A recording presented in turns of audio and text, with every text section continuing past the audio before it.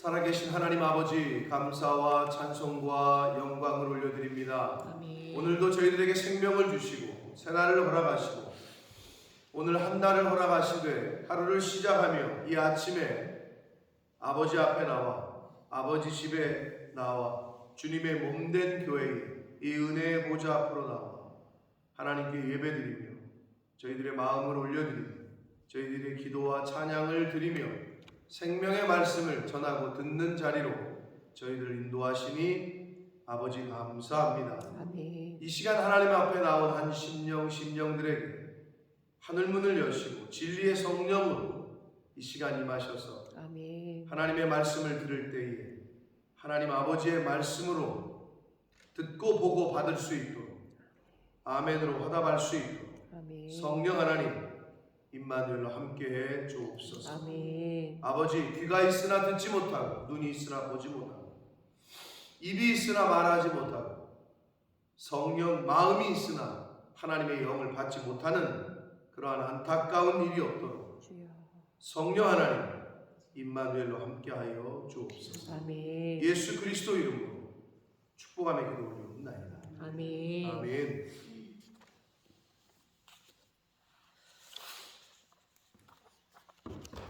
자, 모든 것이 때가 있습니다. 공부할 때도 때가 있고 운동할 때도 때가 있고 모든 것이 때가 있는데 늦어지면 그 때를 못 맞추면 안타깝죠. 여러 가지 상황적으로 안타까운 일이 벌어집니다. 어제 우리 승우가 얘기를 하더라고요. 승혁이의 친구의 형이자 승우의 사우스햄튼 아카데미의 선배였던 프로 계약까지 했던 사우스햄튼에서 아카데미 선배이기도 하고 프로 계약까지 했던 그러니까 승혁이 친구의 형 본머스 그라마 스쿨을 나왔죠.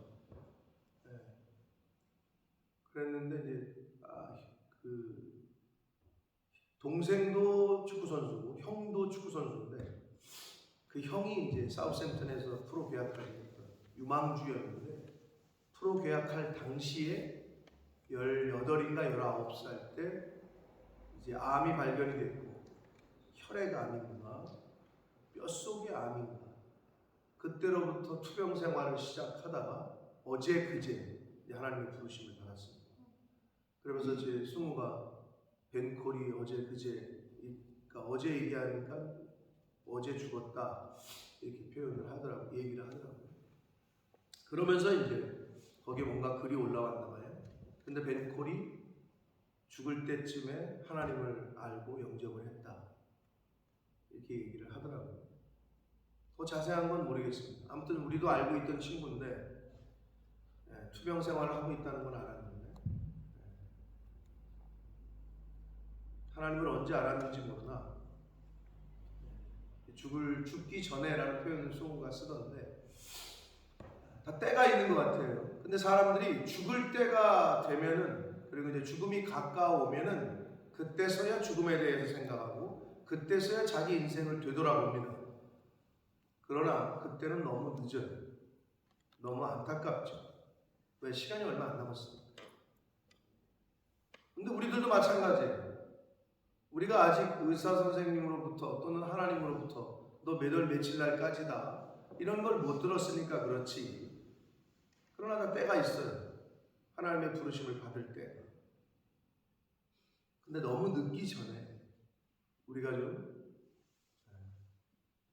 하나님이 말씀하시는 것들을 되돌아보고 내 인생을 좀 되돌아보고 철저하게 회개할 것이 있으면 회개해야 되고 바꿔야 될 거 있으면 바꿔야 돼요.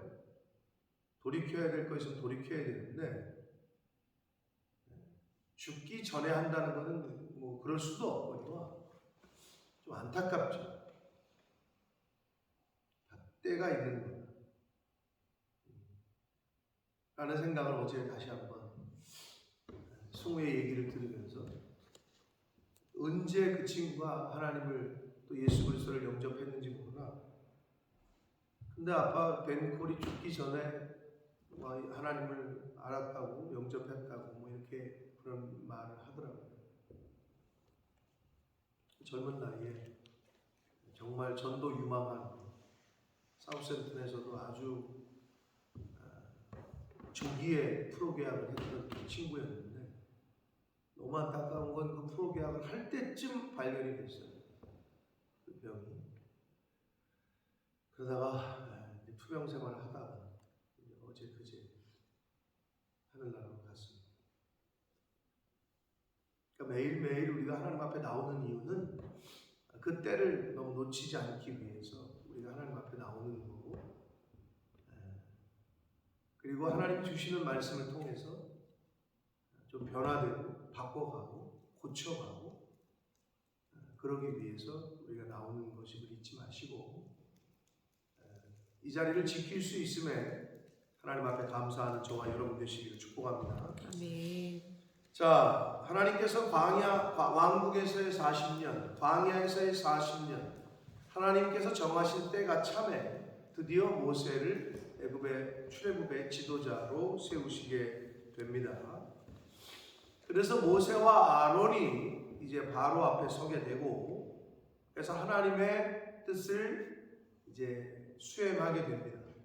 하나님께서 하라고 하신 말씀을 전하고 하라고 하신 일들을 행하게 돼요. 그래서 여호와께서 모세와 아론에게 말씀하시기를 너희는 이적을 보이라 하거든 너는 아론에게 말하기를 너의 지팡이를 들어서 바로 앞에 던지라 하면 그것이 뱀이 된다. 아마 출애굽기를 아시는 분들은 모세의 지팡이를 던졌더니 뱀이 됐다. 이건 다 아실 거예요. 근데 정확히 말하면 모세의 지팡이가 이기도 하지만 그 모세의 지팡이를 던져서 뱀이 되게 한 이적은 아론을 통해서 했다라는 걸 성경은 분명히 이야기하고 있습니다. 근데 여러분, 모세가 던져도 되는데 하나님께서는 너는 아론에게 명하여 이렇게 얘기하고 있어요. 가만히 보면 질서가 있어요. 하나님께서는 모세 네가 해라 뭐 해도 되는데 아론에게 명하여 아론에게 말하여 너의 지팡이를 들어서 바로 앞에 던지라 하라. 그것이 뱀이 될 거다. 그랬더니 10절 모세와 아론이 바로에게 가서 여호와의 명령하신 대로 행하여 아론이 바로와 그의 신하 앞에 지팡이를 던지니 뱀이 됐다. 자, 다시 말씀드려요. 누가 던진 거예요? 아론이 던진 거예요. 모세의 지팡이가 바로에게 그때 뱀이 됐지. 그러나 결국 모세의 지팡이는 하나님의 권위를 상징하는 것뿐, 그 일을 수행하는 것은 모세가 하나님의 말씀을 들어서 다시 아론에게 명령하고 아론이 그걸 직접 던졌다 라는 것을 성경은 분명히 우리에게 알려주고 있다. 교회에도 보면 여러 가지가 있지만 다 질서가 있는 거예요. 그것을 내 생각으로 생각해서는 그게 아닌 것 같은데 왜 저렇게 하시지? 이런 걸 버리라고 하는 거예요. 제 말은. 신앙생활은 그냥 말씀대로 주의 종이 말씀하시면 그냥 그대로 하시면 되는데 자꾸 내 생각이 개입이 돼. 이걸 직접 하시지 뭘 그걸 누구한테 시켜서 하나? 또는 이거를 그 사람한테 시키시지 이걸 왜 목사님이 직접 하나? 여러분 그런 생각이 있잖아요. 하다 보면. 제가 우리 유집사님 여기 계시지만 반주자들이 가끔 얘기를 해요. 그거를 왜 이 타임에 들어가시고 이거를 2번 돌리고 악보대로 왜 안 하냐 이거야. 가끔 반주자들이 그래요. 악보에는 이렇게 돼 있는데 왜 이렇게 하시냐. 그럼 제가 듣고 있다가 뭐라고 얘기하느냐. 너는 리더가 하라는 대로 하면 돼.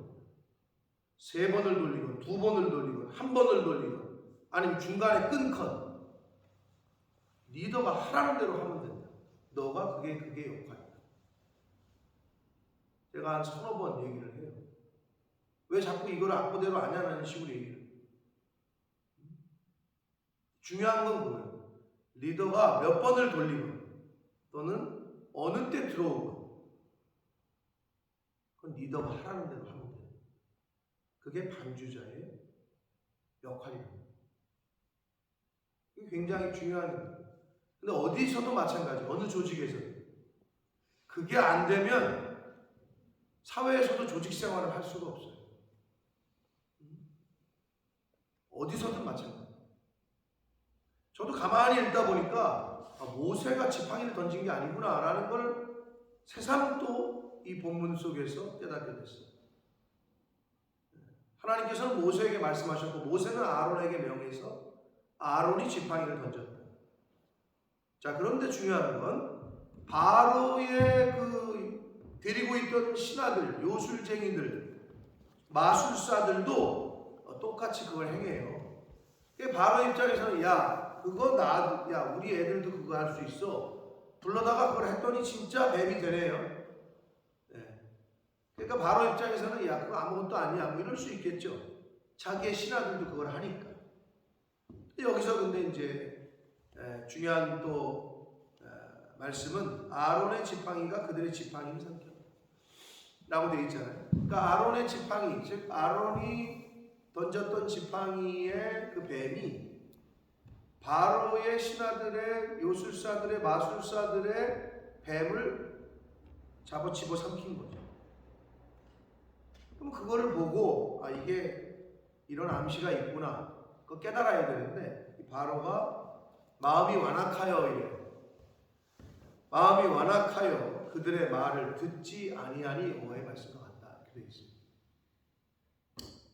자, 성경에는 분명히 내가 바로의 마음을 완악하게 하겠다 이렇게 표현을 한 걸로 봐서 그러면은 출애굽을 거절하고 하나님의 말씀을 어긴 거, 하나님의 말씀을 출애굽을 하라고 한 것도 하나님의 말씀이고 바로가 마음을 강팍하게 한 것도 하나님이 바로의 마음을 강팍하게 만드는 것도 그럼 뭐야? 하나님이 출애굽을 시키는데 출애굽을 못하게 하는 것도 하나님이고 출애굽을 하게 하시는 것도 하나님이고 이게 상충되잖아요.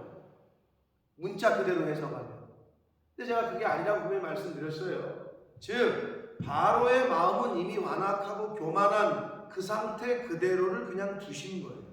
하나님께서는 그걸 사용하신 것뿐이에요. 그게 그렇게 생각 안 하면 이게 충돌이 돼요. 아니 뭐 말장난도 아니고 출애굽하게 하신 것도 하나님이고 바로의 마음을 그렇게 만드신 것도 하나님이고 이걸 오늘날로 말하면 살인하지 말라 하신 것도 하나님이고 내 마음에 하나님이 살인을 하라 라고 명령하셨다. 그렇지 않다니까요. 그 악한 마음 그대로를 내버려 두신 것뿐이에요. 근데 사실 그게 죄죠. 그게 벌이죠.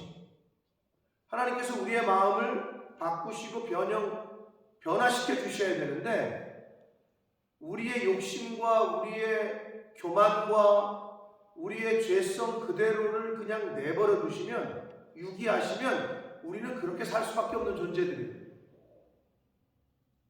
말로 상대방의 마음을 아프게 하고 힘들게 하고 행동으로 얼굴로 눈빛으로 눈짓으로 우리는 그럴 수밖에 없는 존재야.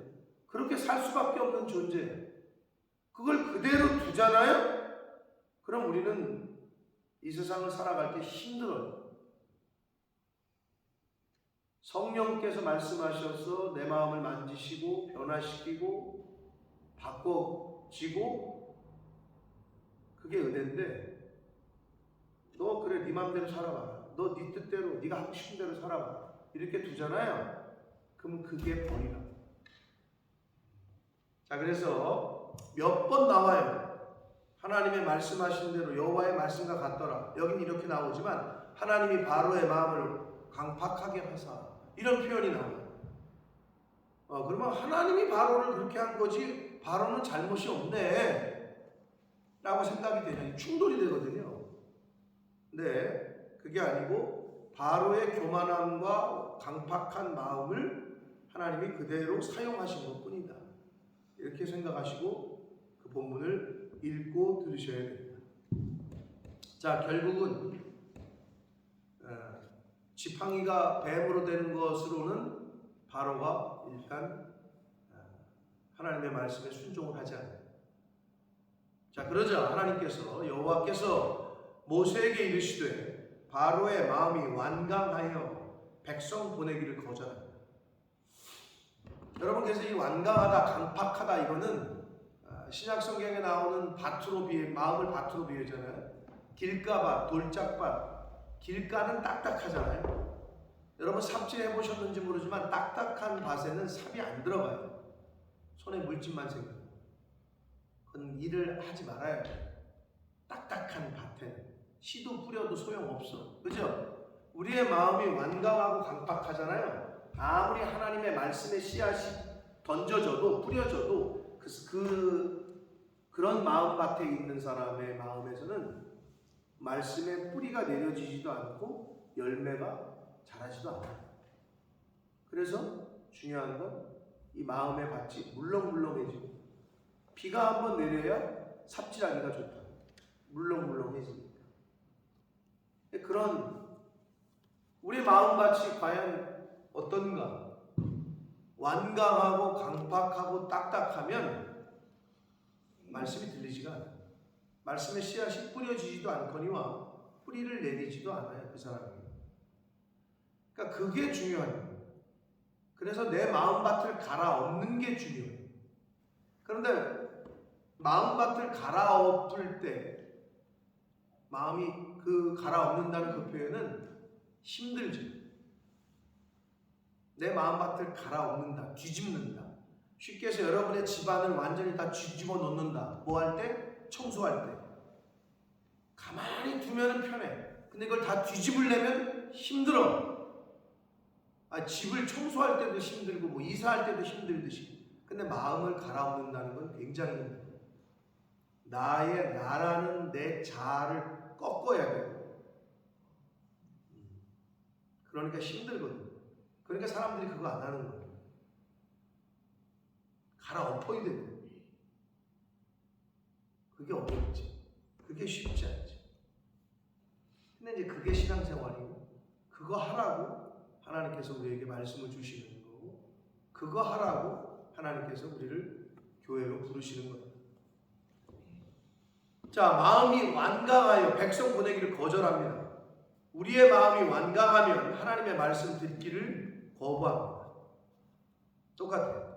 15절 아침에 너는 바로에게 가라. 보라 그가 물 있는 곳으로 나오리니 너는 나일 강가에 서서 그를 맞으며 그 뱀 되었던 지팡이를 손에 잡고 이래요.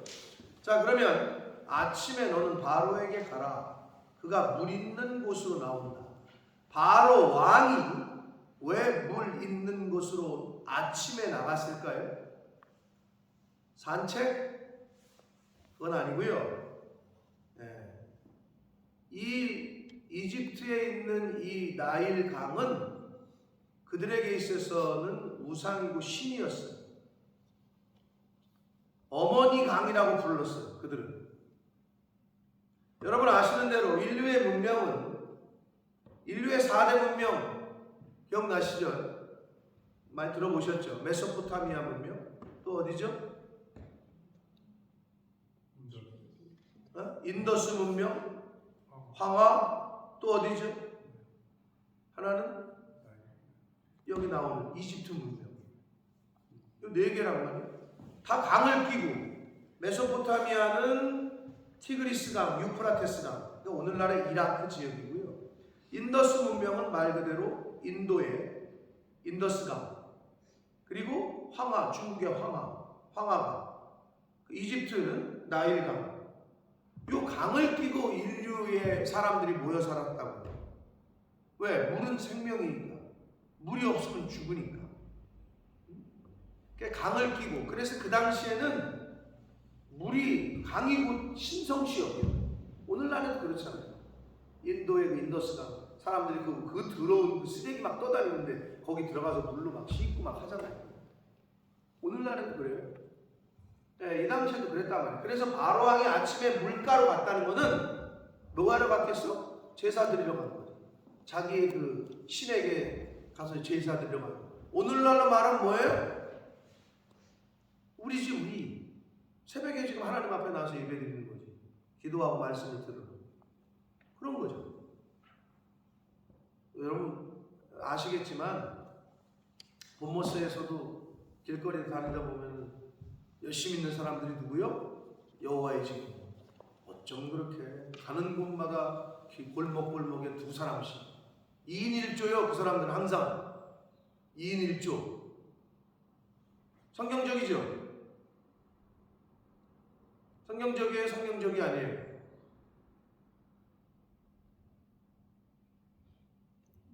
아니에요. 맞아요. 왜 성경적이죠?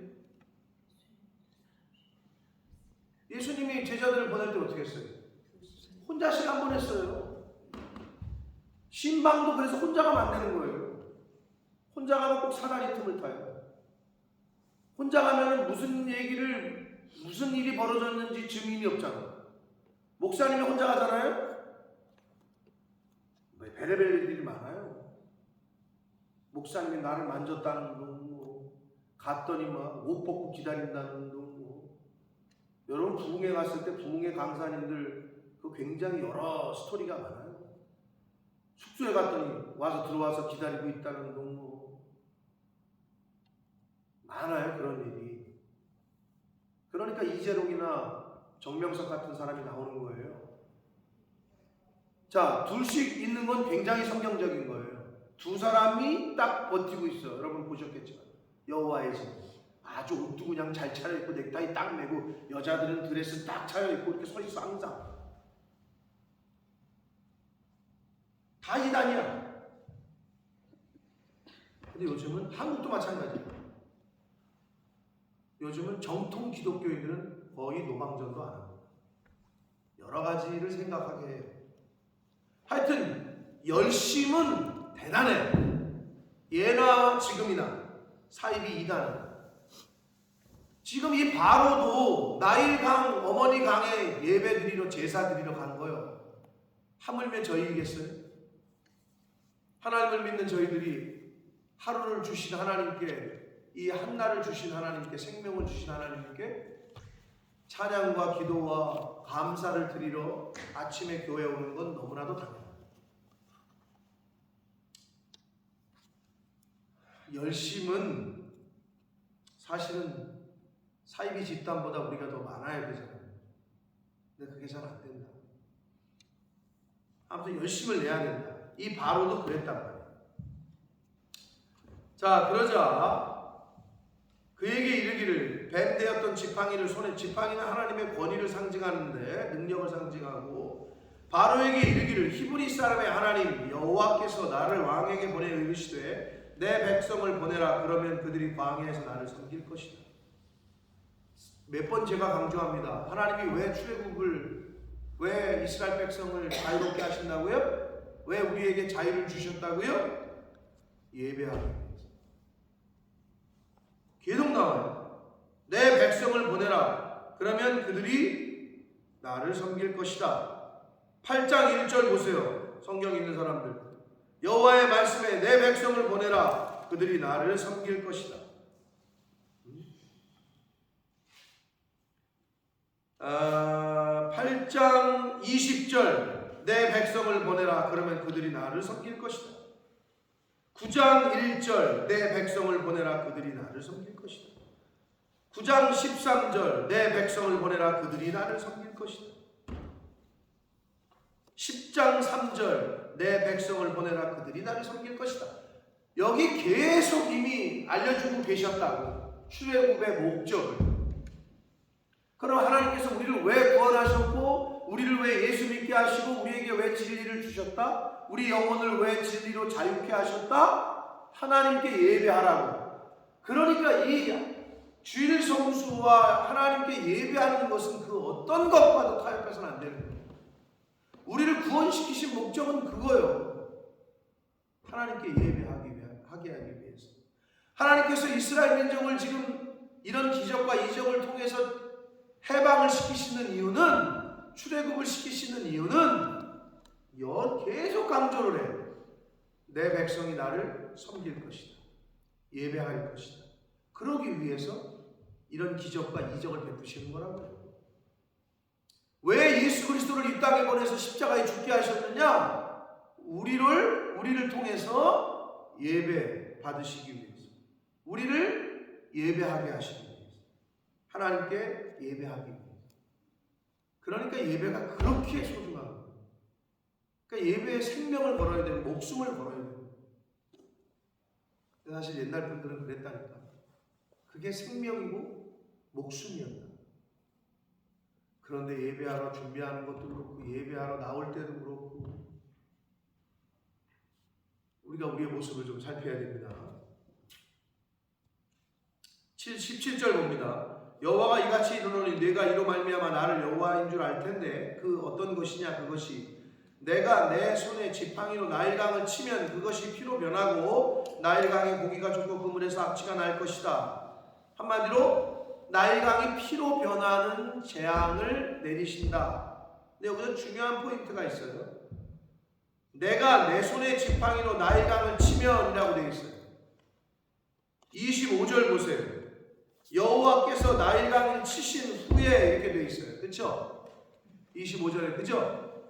이게 근데 이게 맞아요, 틀려요? 나일강을 지팡이로 친 건 누구예요? 모세와 아론이에요. 여기 성경에. 근데 하나님께서는 뭐라고 표현하셨어요? 내가 또는 여호와께서 나일강을 치신 후에 모세와 아론이 그거를 행했는데 하나님께서는 지금 자신이 행했다고 말씀하셔요. 목사님이 이렇게 행하셨는데 그건 누가 행한 거야? 하나님께서 행하신 거예요. 근데 그걸 두려워하지 않아요. 요즘 사람들. 모세와 아론이 직접 나일강을 치고 연못과 뭐 강가를 가르치고 한 거는 다 모세와 아론이에요. 근데 하나님은 지금 뭐라고 그러냐? 내가 나일강을 치면 여호와께서 나일강을 치신 후에 이렇게 되어 있어요. 즉 모세와 아론이 행한 것은 곧 내가 행한 것이라고 분명히 말씀하고 있어요. 하나님의 백성인 성도들이 행하는 것은 곧 하나님이 행하시는 것이다. 하나님의 영적인 권위가 바로 그 사람이에요. 이 부분이 분명하게 정립이 안 돼 있으면 안 되다가 어디까지 갔느냐? 목회자들을 종부르듯이 하고 목회자의 권위를, 그러니까 그거는 하나님을 그렇게 하는 거예요.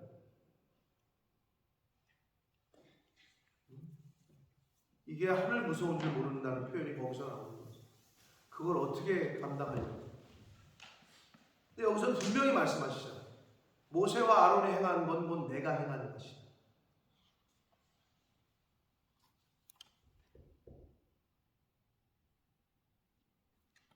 그러니까 이 성경 속에서 주시는 교훈을 바로 깨닫고 그걸 바로 정립을 하셔야 우리가 저와 여러분이 제대로 된 신앙생활을 할 수 있습니다. 자, 결국 하나님께서 강물을 피로 변하게 하셨죠. 자, 그런데 지팡이가 뱀이 변했던 것처럼 여기 성경에 보면 바로의 요술사들과 마술사들도 그와 같이 행했다는 표현이 나와요. 그럼 여기서 질문. 이미 나일 강물이 피로 다 변했어요. 근데 요술사들과 마술사들도 그와 같이 행함으로 22절에 그와 같이 행했다는 게 물을 피로 변했다는 거잖아요. 그럼 여기서 질문이 뭐냐? 우리가 합리적인 추측이 뭐냐? 이미 나일 강물은 피로 변했어. 그러면 마술사와 요술사들이 그와 같이 행했다는 건 도대체 뭘 말하는 걸까요? 어떤 물을 떠다가 아직 나일 강물을 그렇게 변하게 했으니까 왕궁에 있던 어떤 피로 변하지 않은 물을 떠다가 이들이 그렇게 뭐 행했다라는 거라고 생각이 될 수밖에 없죠. 네? 무슨 말 이해가 되세요? 나일 강물이 피로 변하게 하는 건 하나님의 능력이었어. 근데 마술사들과 요술사들도 그와 같이 행했다라고 여기 성경에 있는 거로 봐서 비슷하게 뭐 눈속임을 한 것 같아. 그러면 이제 우리가 합리적으로 생각할 수 있는 건 만약에 그들이 능력이 있다면 하나님처럼 이래면 우리가 믿지. 바로가 야 니네가 지금 나일 강물을 피로 변하게 했어? 야 내 쫄따구들은 니네가 변하게 한 나일 강물 피를 피로 변한 나일 강물을 다시 물로 변하게 할 수 있어. 이랬으면 우리가 믿지.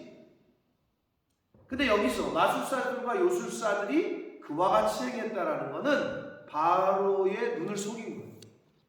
그러니까 속임수가 있었던 거지. 근데 바로가 그거를 보고 야 우리 애들도 이거 하잖아. 근데 강물을 피로 변하게 한 거를 다시 강물로 변하게 했다면 우리가 어느 정도 하나님과 동급이다 이럴 수 있지. 그런데 성경에 나오는 바로의 요술사들과 마술사들은 바로의 눈속임을 한 거예요. 그 정도예요. 그런데 그것 때문에 바로가 또 마음이 강팍해져 가지고 23절에 보면 궁으로 바로가 돌이켜 궁으로 들어가고 그 일에 관심을 가지지도 아니하였고, 이건 뭐냐면요 의도적인 회피예요. 더 이상 그리고 뭐 상대가 안 되는 거지 사실. 마술사들과 요술사들이 뭐 물을 이렇게 보십시오 왕이시여 우리도 이렇게 할 수 있습니다 이렇게 보여요. 근데 누가 봐도 잽이 안 되잖아. 나일 강물 전체가 지금 피로 변했는데. 그러니까 의도적으로 바로는 그냥 모세와 아론을 회피해서 궁으로 들어가 버렸어요. 의도적인 회피입니다. 자, 그러자 24절 애굽 사람들은 나일 강물을 마실 수 없으므로 나일 강가를 두루 파서 마실 물을 구했다. 자, 강물이 피로 변했어요. 자, 이 정도 되면 어마어마한 일이 벌어졌잖아요. 이 정도 되면 회개를 하든지 하나님께 잘못을 구하든지. 근데 그걸 못해. 왜 그런 줄 알아요? 하나님을 알지 못하니까. 그리고 이런 일이 벌어졌는지 그들은 백성들은 모르니까 안타깝죠. 알아야 회개를 하든지 하나님께 잘못을 용서해달라고 살려달라고 하든지 뭐 이래야 되는데. 근데 애굽 사람들의 모습은 뭐예요? 강물이 피로 변하니까 그들이 생각해낸 건 고작 뭐예요?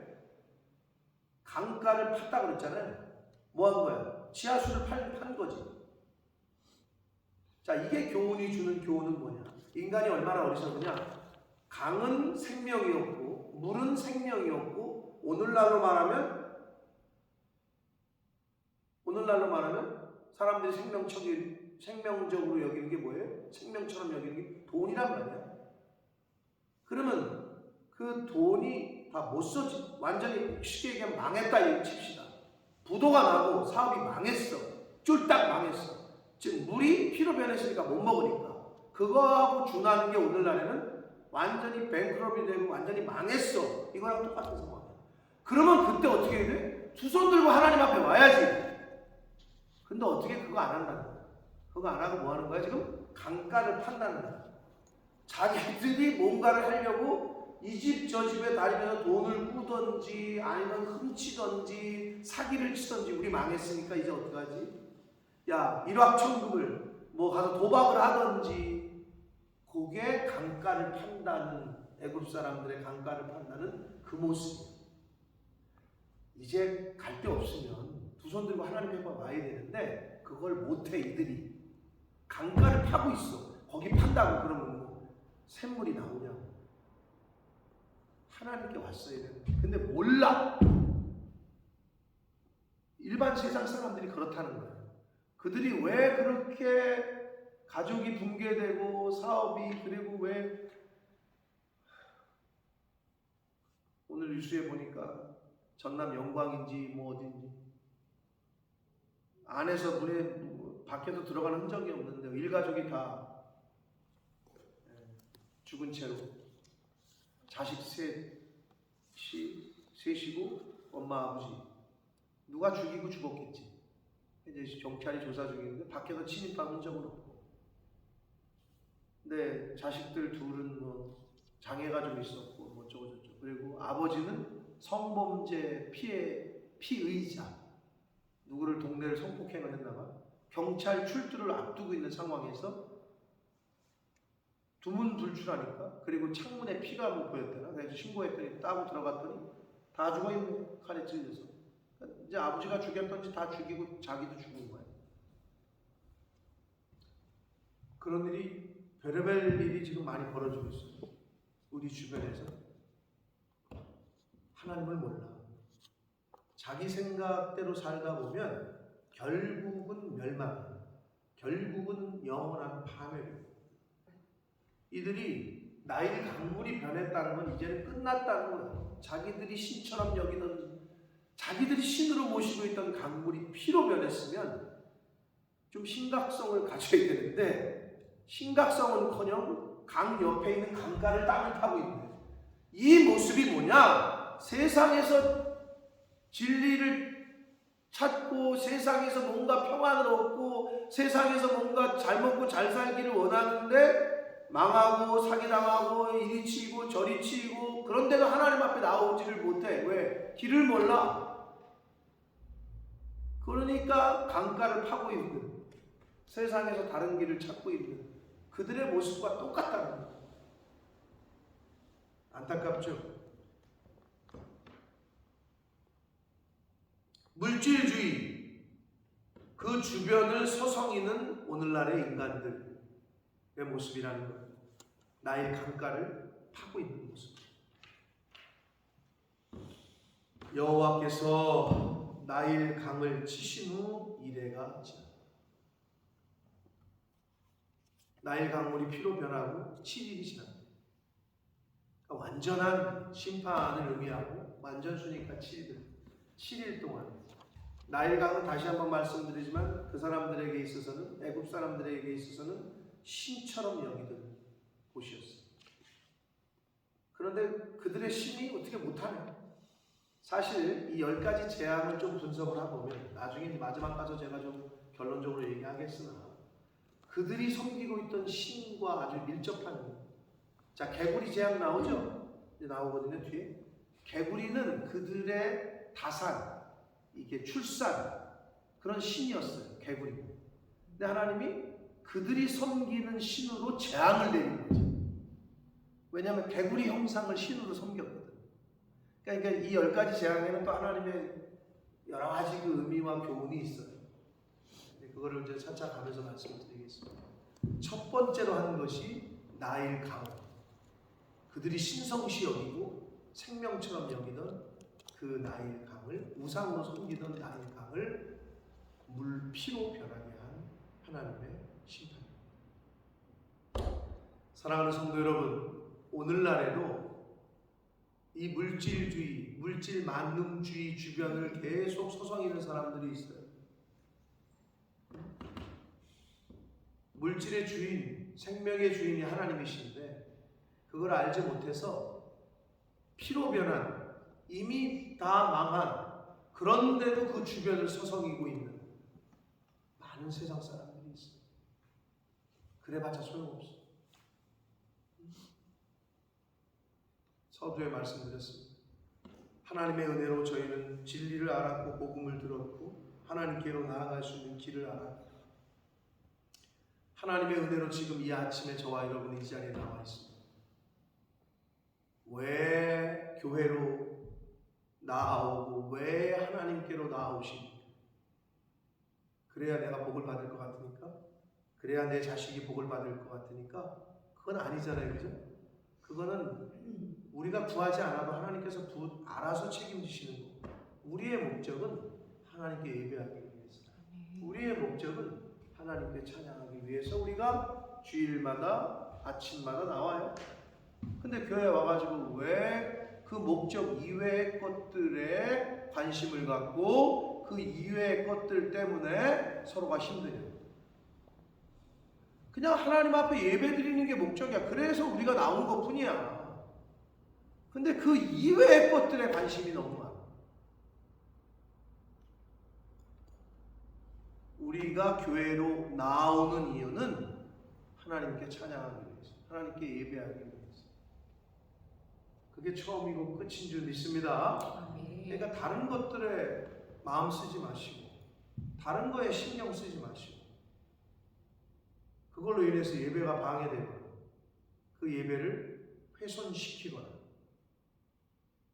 그러지 마시고, 서로 우리의 초점은 하나님께 예배하고 찬양하고 거기에 맞춰져요. 그래서 우리가 교회에 나오는 거군요. 하나님이 출애굽을 시키시는 이유를 아까 제가 말씀드렸잖아요. 계속 나와요. 내 백성 내보내라. 그들이 나를 섬길 것이다. 내 백성 내보내라. 그들이 광야에 가서 나를 섬길 거다. 이게 하나님이 출애굽이라는 자유 구원을 시키시는 이유와 목적인 것처럼 저와 여러분에게 진리를 주셔서 복음을 듣게 하셔서 하나님을 알고 예수 그리스도를 믿게 하신 이유는 하나님께 예배하고 경배하고 찬양하게 하기 위함이시다. 우리가 교회를 다니는 이유는 처음과 끝도 그거여야 된다. 그 나머지 것들은 하나님이 부수적으로 너희는 먼저 그의 나라와 그의 의를 구하라. 그리하면 이 모든 것 다 더해줄 텐데 이방인들이 하는 것 같은 기도 좀 니네는 이제 좀 그만해라. 성경은 계속 알려주고 있습니다. 이렇게 하나님이 원하시는 신앙생활, 하나님이 원하시는 믿음생활 하시는 저와 여러분 되시기를 축복합니다. 아멘. 그래서 하나님이 부르시는 그날이 언제인지 모르나 그때쯤 가서 후회하지 말고 지금부터 하나님이 부르시는 그날까지 그렇게 믿음생활, 신앙생활 하시는 저와 여러분이 되시기를 예수 그리스도 이름으로 축복합니다. 아멘. 살아계신 하나님 아버지, 감사와 찬송과 영광을 올려드립니다. 아버지 하나님, 하나님께 예배하고 하나님께 찬양을 드리며 하나님께 기도할 수 있는 것이 얼마나 큰 은혜인지 아버지 너무너무 감사합니다. 아멘. 이 아침에 아버지 집에 나올 수 있도록 주님의 몸된 교회 이 은혜의 보좌 앞으로 나올 수 있도록 저희들의 발걸음을 인도해 주시고 이끌어 주시고 아버지 감사합니다. 아멘. 하나님, 우리가 왜 하나님 앞에 나오는지, 왜 교회를 나오는지 그 이유는 하나님께 예배하고 찬양드리고 하나님께 기도를 올려드리고 하기 위함인 것을 다시 한번 깨닫사오니 아버지 교회에 나오는 이유와 목적을 바로 아는 저희들 되게 하셔서 하나님이 부르시는 그날까지 아버지의 집, 이 주님의 몸된 교회, 이 은혜의 보좌 앞으로 나오기를 즐거워하게 하시고 이 시간을 소망하게 하시고 예배드리는 것을 기뻐하게 하시고 감사하게 여길 줄 아는 제가 되게 해주시고 이 자리에 있는 하나님의 자녀들 속한 가정들 되게 하여 주옵소서. 아멘. 예수 그리스도 이름으로 축복하며 기도 올리옵나이다. 아멘. 아멘.